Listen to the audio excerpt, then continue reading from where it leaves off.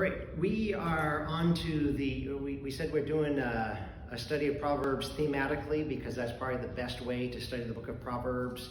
Each theme is all through, would be all over the place. Now, as we get out of the starting gate thinking about wisdom, perhaps we share in common the same picture of a wise man. You know, very old, bald with leathery skin and very long white beard, possibly short and stubby, carrying an oversized book. And as he sits under the shade tree on top of a mountain, a seeker of wisdom comes, and the answer from this great guru doesn't make any sense at all. That may be kind of a comical expression of some perspective of a wise man, but it's all wrong. Rather than being vague and kind of out there somewhere, God's wisdom is completely practical. To say that is to say that is to be lived out in life. Wisdom isn't some esoteric, some mystical, vague thing out there. It's something that is skillful, intellectually astute in applying common sense to life's issues. Even if you're blessed with the brain trust more than others have been, with an exceptional IQ that would even rival or make Einstein jealous, but live as if God did not exist, you're just being a big-headed fool. That's basically the book of Ecclesiastes. If God's not at the helm of your life, life is empty, it's vain, it doesn't make any sense. Because with God, wisdom starts not with IQ, but a heart attitude. And then it's worked out into a lifestyle. We looked at the fear of the Lord as a general theme of Proverbs last week. We tied it in with wisdom. The fear of the Lord is rather attitudinal. The next themes coming up are going to unpack the specifics of what wisdom looks like in the fabric of life. We'll look at societal wisdom that is generous, it's benevolent, and one who has a reputation. We'll look at sexual wisdom, at wisdom for godly relationships and friendships, wisdom of humble teachability, one who turns at the reproofs of life. We'll look at wise speech. Boy, he's got an awful lot to say about the tongue, does he not? And taming the temper and temperance when it comes to alcohol. How wisdom works and is not lazy. And it climaxes in chapter 31. What's in chapter 31? The virtuous wife, the wise woman who fears the Lord. So as we connected wisdom with the fear of the Lord in last week's lesson, we need to understand that only the wise ones are those who seek daily obedience in the fear of the Lord. As I said, it is attitudinal, first and foremost. So let's look at the first slide here, the concept of wisdom. The concept of wisdom. Hokmah is a term most often used for wisdom, and that it basically means wise, skillful, or practical. Now, I don't know if I think I might have mentioned in the email last night that I sent out that I'm handing out the handouts that I always do for our PowerPoint lessons, along with a study sheet, so that should you want to study a little further on each of these subjects, there's a little study sheet with some questions of application to think through. And at the end of each of those study sheets is kind of a concordance. You don't have to pull your big old Strong's Concordance off the shelf, and it shows you each place in Proverbs where that theme comes out. You want an example of wisdom? Exodus 28, 2 and 3. And you know what I did here today is that I brought my New Testament in Proverbs, and I did not bring my preaching Bible. Can you believe that? That has the Old Testament. But we'll do the best we can. Here in Exodus 28, the Lord, through Moses, commissioned skillful people to make the garments of Aaron the high priest. As we think of wisdom not as some abstract idea out there, but how we conduct life in skillfulness, this term, chokmah, is used for skill. God gave people a spirit of wisdom for the task. It was no mystical meditation about the meaning of life under a shade tree, but skillful artistry with the whirring of needles and threads to produce a stunning garment. No ordinary person would do. It took a person of skill to put those garments together for Aaron the high priest.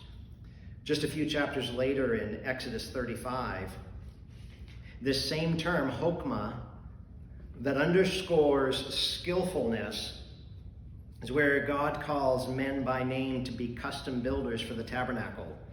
So you don't just have skillful workers when it comes to designing and putting together the high priest garments, but when it came to builders, men like what you find in Exodus 35 is men like Bezalel and Oholiab, men filled with, quote, the Spirit of God, with skill, with intelligence, with knowledge, and with craftsmanship.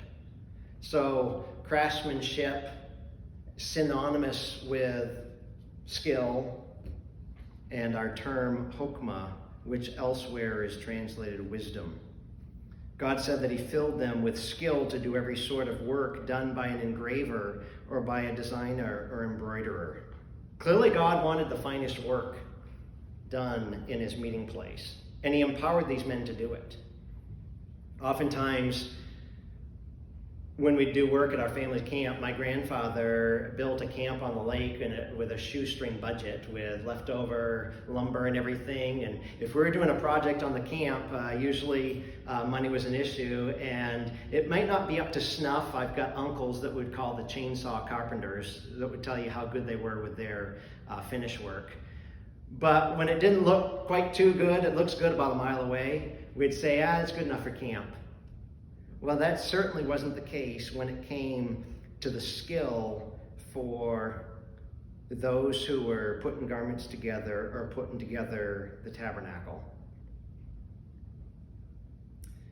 The proverbial usage of the word was in mastering the art of skillful living. We know a lot of people who are not very skilled at this thing called life. And the Bible makes it clear that there is a skill, a wisdom that God gives for living life. Living life right side up in a wrong side down world.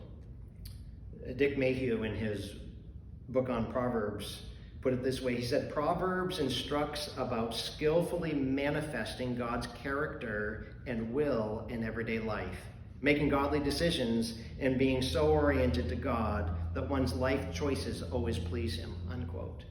I wish we'd had time tonight in our study to weave in biblical decision-making in the will of God, because oftentimes when people come in for counseling and it comes to making decisions, they can't make a decision and even have the confidence that it's the right decision because life's in shambles. And some of the foundational things of a devotional life and scripture memory and corporate worship and all the disciplines of grace are not resident, and so it's no wonder why we can't make decisions in those times. I guess we ought to ask the question, how important to you is wisdom? In the ancient times, people would seek their fortune by seeking buried treasure. This is before there were banks and safes, and so you'd bury your valuables in the ground.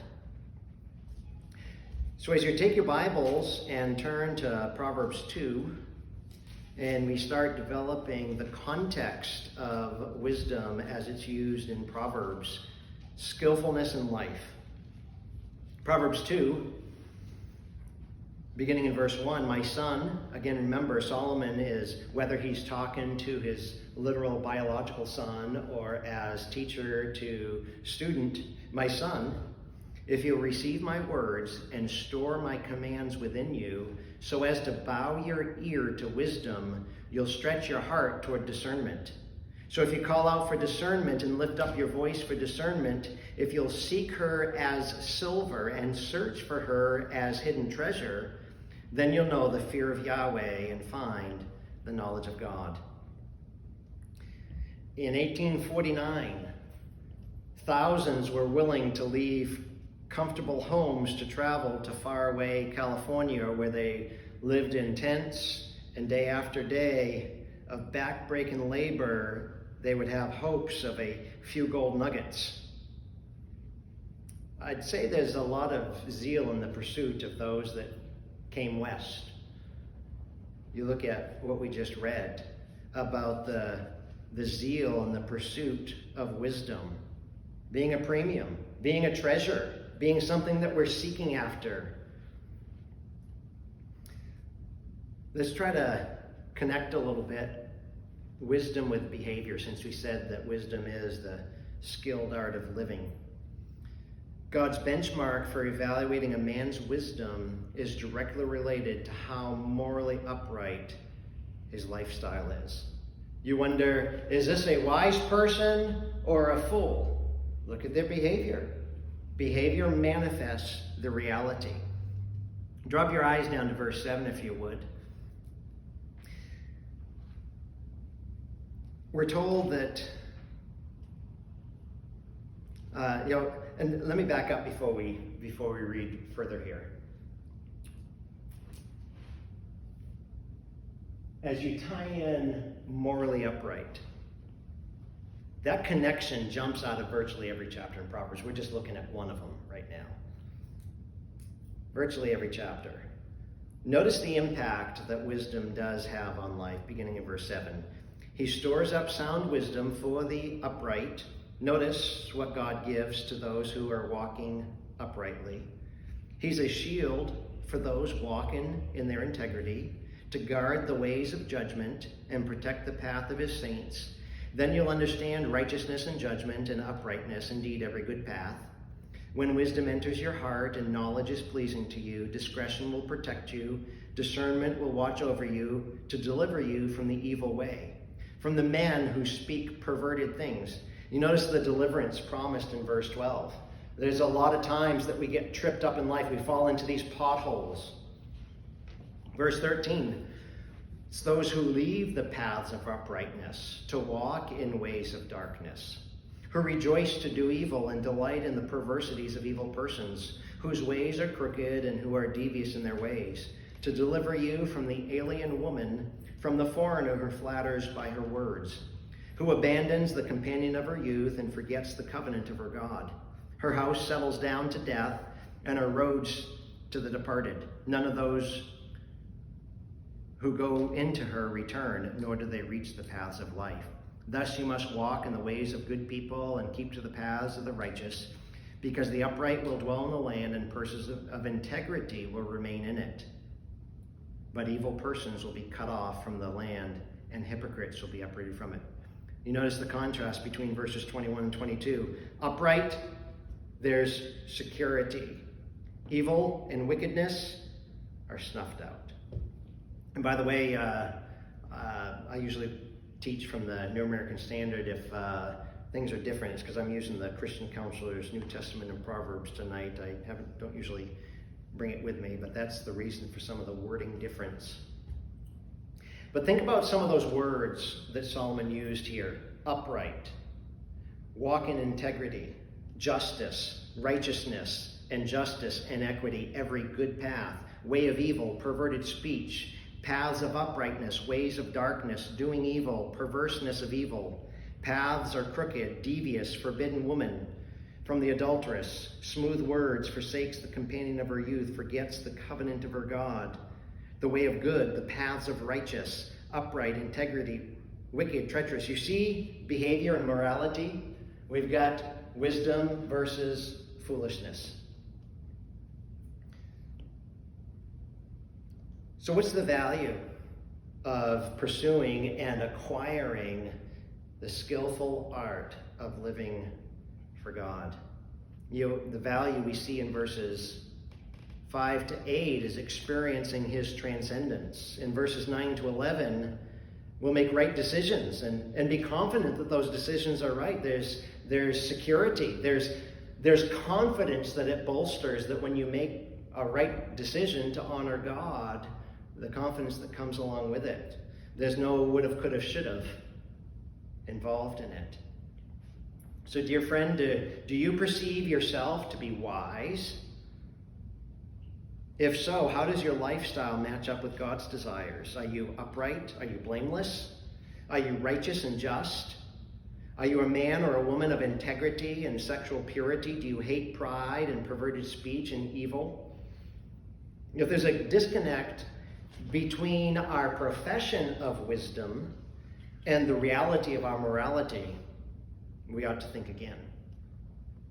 Are you a skillful leader of your family and in the church? Because growth in leadership means growing in a godly lifestyle. In leadership circles, we talk about, if somebody's going to be a leader in a position of visibility, they need to be worthy of the visibility. There needs to be the morality that backs up the person. Verses 12 to 22, like we were reading, shows how wisdom protects us from dangerous people. In verses 12 to 15, it protects us from evil men and their worldly ways. Kind of like, have you read Pilgrim's Progress? What a great story. So to put evil men and worldly ways in Pilgrim's Progress terminology, you've got talkative, you've got Mr. Worldly Wise, you've got Mr. Money Love, and Mr. Hold the World. And wisdom helps us stay away from these guys, because those that walk with wise men will be wise. But a companion of fools, Solomon says, will be destroyed. Who are we hanging around? So there's this protection from evil men. In verses 16 to 19, loose women. When you look at sexual temptation and sexual sin, it is a rampant problem, whether it be lust or fornication or adultery. And again, it's a whole separate lesson, a whole separate theme we're going to look at of the wisdom of sexual wisdom in the book of Proverbs. And as I was thinking today, I was finishing the lesson up by about midnight last night, and I started thinking through people that I've counseled. And since I'm the fly in the ointment, it's my job to help give counsel, biblical counsel, and I'm only as good as the information I get. And I'm doing marriage counseling with a couple, and I asked them, okay, so when you guys were courting each other, were you physically involved? And as I try to sit and think real hard, I have a hard time finding people who are having marital issues who had remained pure. And so, because what we end up doing is we bring sinful habits before the marriage into the marriage, our baggage. And if we don't change the sinful habits and replace them with righteous ones, go figure why life is still a problem. We need so much wisdom to conduct life upright in an upside down world. Now let me give you a couple of close parallels to help kind of flesh out. We're not always going to see wisdom, the word. Now in the introduction to the book, verses 1 to 6 of chapter 1, Solomon places a whole obvious array of similar concepts, not different, but synonymous words that expand, reinforce, and enrich the meaning of wisdom. Wisdom and instruction to understand words of insight. So are we saying that wisdom and instruction are different than insight? No, they're just synonymous. To give prudence to the simple. Okay, is prudence that much different? No, it's linked together. Knowledge and discretion, learning and guidance. And so Old Testament scholar Derek Kidner describes these terms as breaking up the plain daylight of wisdom into its rainbow constituent colors. When I'm preaching and I'm going through my sermon that I have typed up, If I'm using the same word every single time, that can get a bit monotonous if you're teaching. And so a thesaurus is a great and valuable tool. That's exactly what we see Solomon doing. He'll use different terms that are nuanced, just slightly different, and we're not off subject. Kidner goes on to say, these all shade into one another, and any one of them can be used to represent the whole, yet there is value in seeing them momentarily analyzed and grouped. So let's briefly look at the parts to better grasp the whole. The subject is wisdom. We're tracing that theme in the book of Proverbs, even though different words are used. Notice the first synonymous term, instruction. Instruction includes the ideas of correction and discipline. And again, you got to hold off because there's going to be a whole lesson on correction and discipline and the biblical teaching of being teachable. It's frequently a companion of the word reproof. How do you respond to the reproofs of life?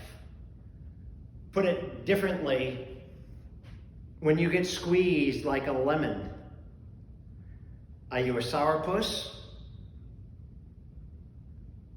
So this term, instruction, I trust parents learn that shepherding children requires more than just sitting back and spouting off proper facts about behavior. Instruction is not just do this and do that. We just thankfully finished Connor's baseball season, so I'm not on the road to games and practice and all that. There's two elements as whether it be him or anybody else learning ball.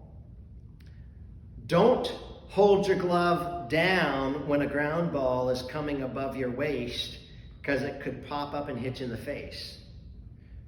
So don't hold it down. Hold your glove facing up to field the ball and make the play. So instruction is don't do this, but instead, here's how you should go about it. Are we doing that with our young people? Giving them instruction? There needs to be some reproof in the home and in the church, in the experiences of life. Another synonymous term, understanding. Understanding involves looking at the heart of an issue and discerning the differences at stake and the choices being weighed.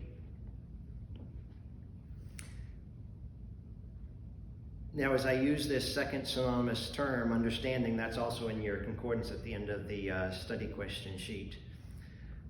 Let's use as the reference 1 Samuel 25 as illustrating. A wise person of understanding can read between the lines and be able to make the best possible choices. 1 Samuel 25, you've got Abigail demonstrating this kind of understanding. David and his men had faithfully provided protection for her husband Nabal's shepherds and flocks, allowing Nabal to grow wealthy. Nabal stubbornly refused David's request for provisions. David and his men strapped on their swords to extract their due supplies, but Abigail quickly assessed the situation and went into action. As David angrily approached, Abigail went to meet him with 200 loaves of bread, 2 jugs of wine, 5 prepared sheep, 5 measures of roasted grain, 100 clusters of raisins, and 200 cakes of figs.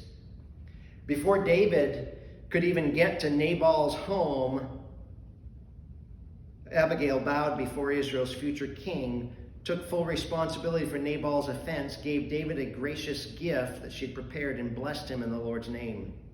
David's anger was completely pacified through Abigail's wise actions, and within a week and a half, the Lord struck Nabal dead. When David heard this, he sent a wedding proposal to make this woman of understanding his wife. It's like, I got to have me some of that wisdom, some of that understanding, some of the reading between the lines, this uncommon sense called wisdom and understanding.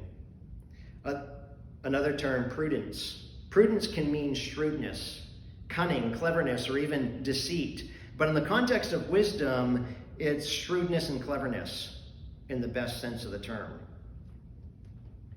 For instance, in Proverbs 1 and verse number 3, we were told, as we looked at that last week or the week before, I guess it was 2 weeks ago, to receive disciplined training in prudence, right living, judgment, and uprightness. Here in Proverbs 1:3, it speaks of prudence as wise dealing, righteousness, justice, and equity. Let's use 1 Kings 3 to illustrate this aspect of wisdom. 1 Kings 3 is that famous account. What God give Solomon like no other man on planet Earth? Wisdom. And this is the premier story I remember from Sunday school. You got 2 prostitutes with infants coming to the king for a judgment. One of the women has accidentally killed her son by rolling onto him during the night.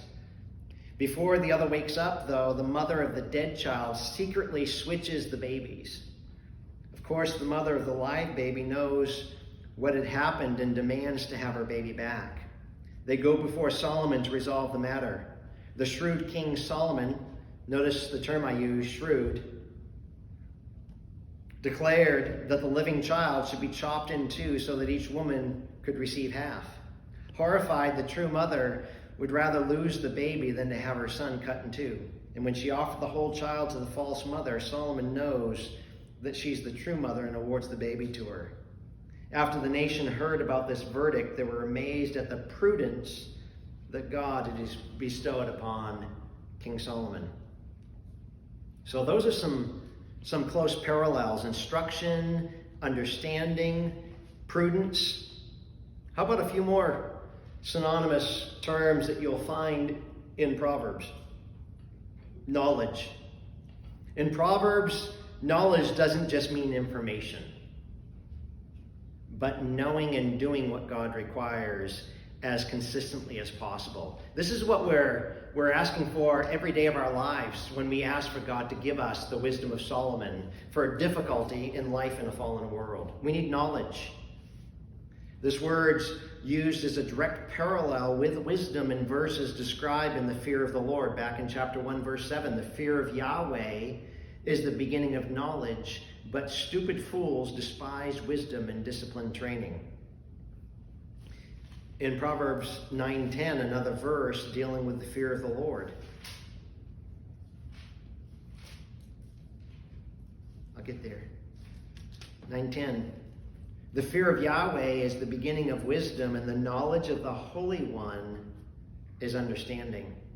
Like wisdom, the idea of knowledge isn't just knowing the facts, but putting them into practice skillfully. I don't know why this illustration didn't pop in my head earlier when I was putting the lesson together. I'm hoping this won't come back and bite me. But all of a sudden, I remember I mentioned the family camp growing up. Well, I've got a cousin who married. She's got a PhD. She's a professor for university, and she married another PhD. And my grandfather used to talk about the husband that she would bring home for family visits. And he may have been schooled and have a terminal degree, but he's number than a box of rocks when it came to common sense issues, and couldn't figure out some of the simplest aspects of life. And that's kind of what comes to mind here. You could know a lot, but not be able to put that knowledge into effectual practice. It's a sad reality that many people have vast head knowledge about the facts of the Bible without any real life application. You look at many of the unsaved biblical scholars. They know the truth. They know the information better than we do. And yet it leaves them unchanged. There's discretion, which focuses on prudent planning. I love this passage. In Proverbs 6, in verse 8. Now, we've got a different batch of people here tonight for study than last week, and so this is not repetition. I think it was last week I'd mentioned that My pastor growing up preached the baccalaureate service at my high school graduation. And so many decades later, I still remember